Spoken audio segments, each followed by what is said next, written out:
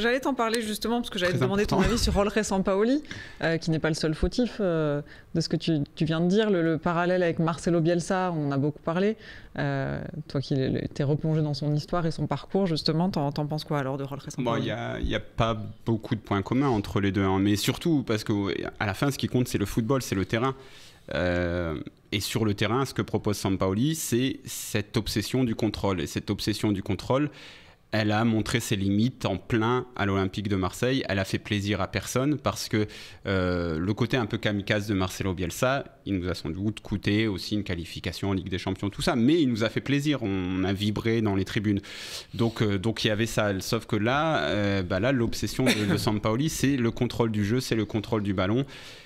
Et en fait, c'est ennuyeux, quoi. C'est ça le problème, c'est que c'est ennuyeux et c'est que ça...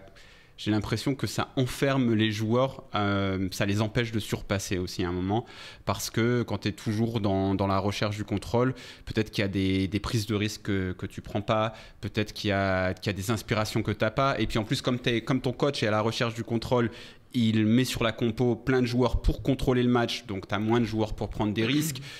Donc tout ça crée un énorme gap entre le passage de Jorge Sampaoli à l'OM et celui de Marcelo Bielsa, où lui, à la limite, il allait mettre André Ayew arrière gauche et puis il allait mettre le maximum d'attaquants.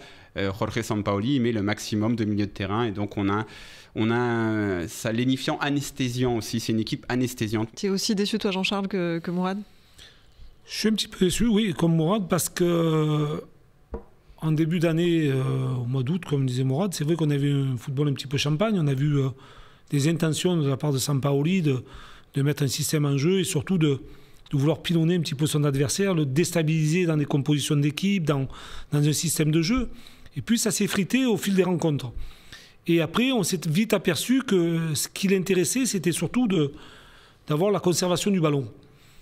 Et moi, en tant qu'ancien joueur, c'est bien d'avoir la conservation du ballon, mais de l'avoir à 60 mètres du but adverse, elle est stérile.